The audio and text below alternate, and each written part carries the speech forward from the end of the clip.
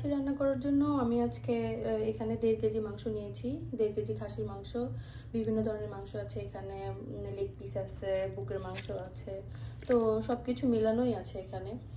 তো প্রথমেই সময় নষ্ট না করে প্রথমে যে জিনিসটা দিয়ে দিব সেটা হচ্ছে 1 কাপের মতো পেঁয়াজ বেরেস্তা।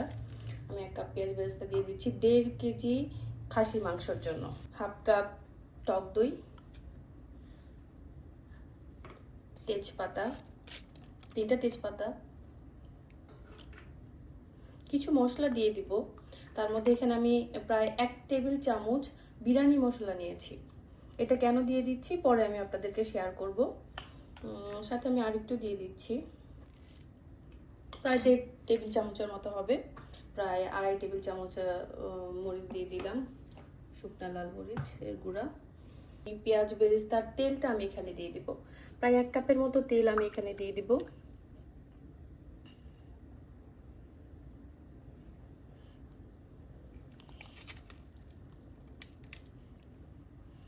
দিয়ে দিচ্ছি এখানে 4-5টা দারচিনি, অল্প কিছু গোলমরিচ, তারপর দিয়ে দিব এখানে জয়ফল জয়ত্রী। এখানে জয়ফল জয়ত্রী সবচেয়ে মজার একটা ব্যাপার হলো কি, আমরা বিভিন্ন ধরনের মশলা যত ইউজ করি না কেন, সব বিরিয়ানিতে যে স্ট্রং ফ্লেভারটা আনে সেটা জয়ত্রীটা। এই জয়ত্রীটা আমি এরকম করে ভেঙে দিয়ে দিচ্ছি। জয়ত্রী ছাড়া কখনোই বিরিয়ানি অতটা মজা লাগে না, ফ্লেভারটা অত স্ট্রং হয় না। তো সেই ক্ষেত্রে আপনারা জয়ফল জয়ত্রী দুইটাই দেওয়ার ইউজ করবেন। আমি এখন একটু জয়ফল দিয়ে দিব। জয়ফলটা সামান্য লাগবে, জাস্ট এখানে এই যে আমি দেখিয়ে দিলাম জয়ফলটা, এটা উপরে একটা শক্ত খোলস থাকে, সেটা খুলে এর ভিতরে এরকম একটা ফলের মতো থাকে। এখান থেকে সামান্য একটু আমি এরকম ক্রাশ করে দিয়ে দিচ্ছি।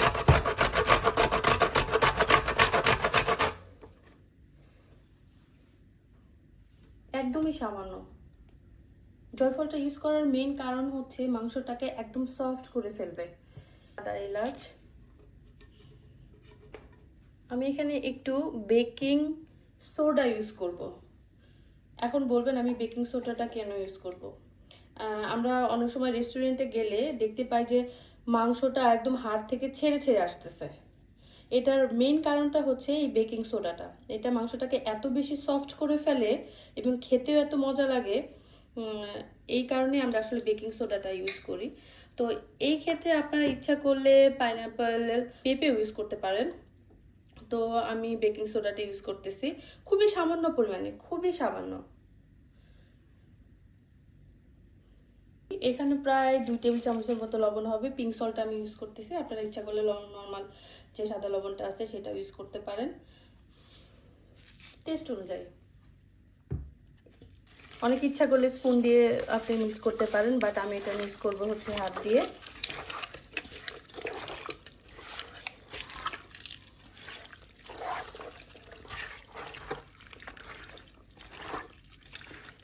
হাত দিয়ে মিক্স করলে মশলাগুলো ঠিকমতো মাংসের গায়ে লেগে যায়, টেস্টটাও বাড়ে।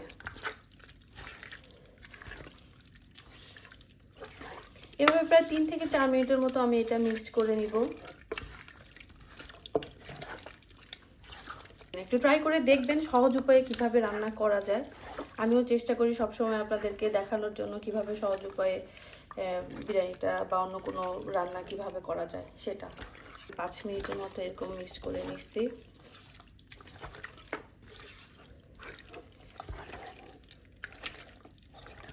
আমি এখানে আপনারা বলতে পারেন আমি আদা রসুনটা এখানে কেন দিলাম না। আদা রসুনটা আমি পরে অ্যাড করব।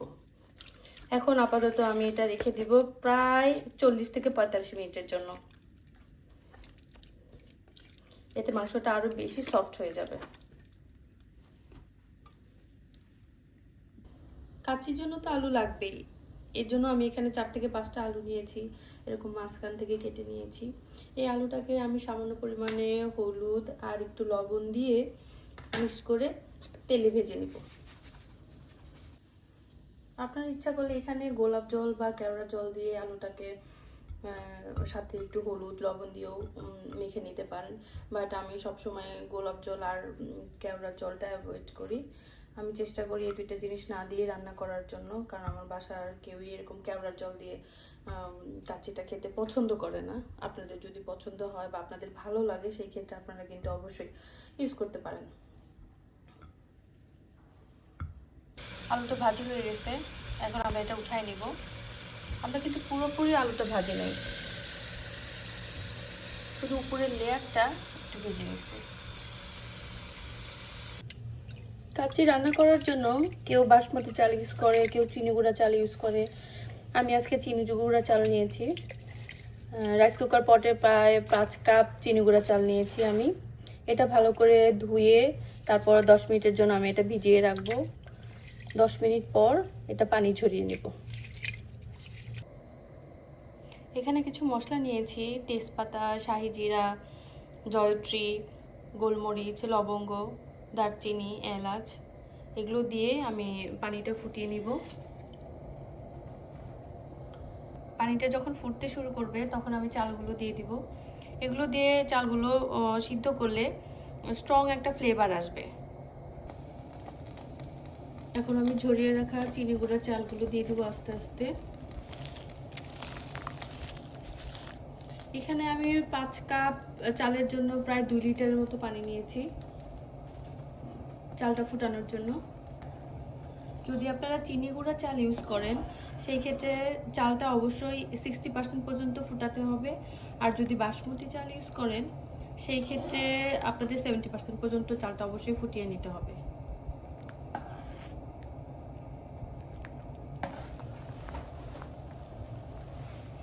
যখন চালটা ফুটতে শুরু করবে তখন আমি লবণ আর সামান্য একটু চিনি অ্যাড করে দিব। একদমই সামান্য চিনি অ্যাড করে দিচ্ছি। চিনিটা দিলে টেস্ট আরো ভালো হবে। চালটা প্রায় 60%-এর মতো কুক হয়ে গেছে। এখন আমি অফ করে দিয়ে পানিটা ঝরিয়ে নেব। এর জন্য আগে থেকে একটা স্ট্রেনার আপনারা রেডি করে রাখবেন।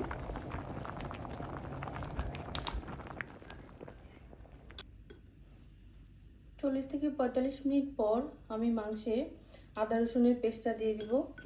এখানে 2 টেবিল চামচ আমি আদা রসুন পেস্ট দিয়ে দিচ্ছি। তারপর আবার একটু ভালো করে মিক্সড করে নেব। এখন আদা রসুনটা আমি কেন পরে দিলাম? আদা রসুনটা এই কারণে আমি পরে দিলাম, যদি আমি আগে আদা রসুনটা দিয়ে মিক্সড করতাম তাহলে আদা রসুনের ফ্লেভারটা মাংসের ভিতরে বেশি প্রবেশ করত আর মশলার ফ্লেভারটা কম পাওয়া যেত। এর জন্যই আমি আদা রসুনটা পরে ইউজ করেছি।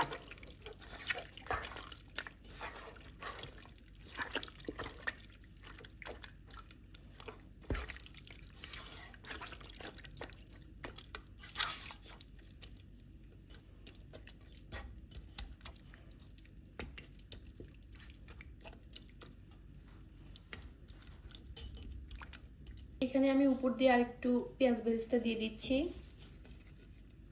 অল্প পরিমাণে, যেহেতু আমি আগে অনেকগুলো পেঁয়াজ বেরেস্তা ইউজ করেছি এর জন্য সামান্য পরিমাণ পেঁয়াজ বেরেস্তা দিয়ে দিলাম।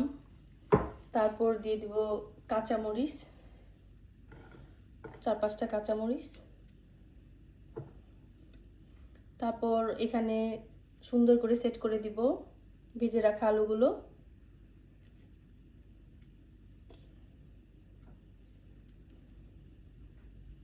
একটার পর একটা আমি সুন্দর করে এখানে দিয়ে দিচ্ছি।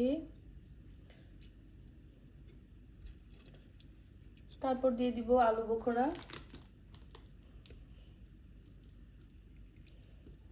আমি কয়েকটা আলু বোখরা এখানে দিয়ে দিলাম। সাথে আপনারা চাইলে কিশমিশ দিতে পারেন, বাট আমি এখন কিশমিশ দিব না, পরে ইউজ করব।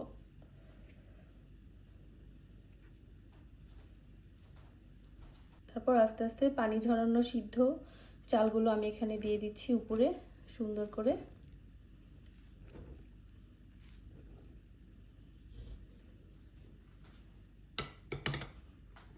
সুন্দর করে সেট করে দিতে হবে। অনেক গরম, আমি একটা চামচ ব্যবহার করব।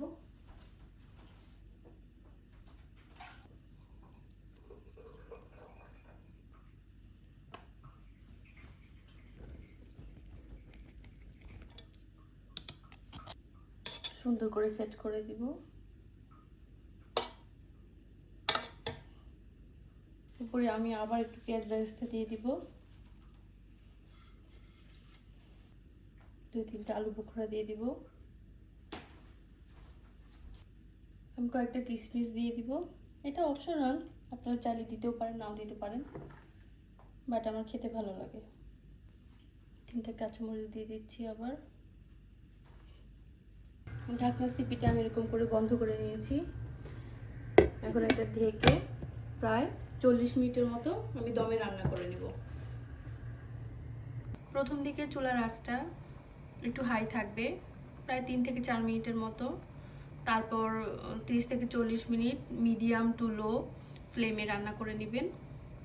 আর কাচ্চি রান্না করার জন্য অবশ্যই প্যানটা ননস্টিক প্যান ইউজ করার চেষ্টা করবেন, যেন তলানিতে লেগে না যায়। পাতলা নিলে অনেক সময় পুড়ে যায়। নামানোর আগ দিয়ে আমি একটু ঘি দিয়ে দিব।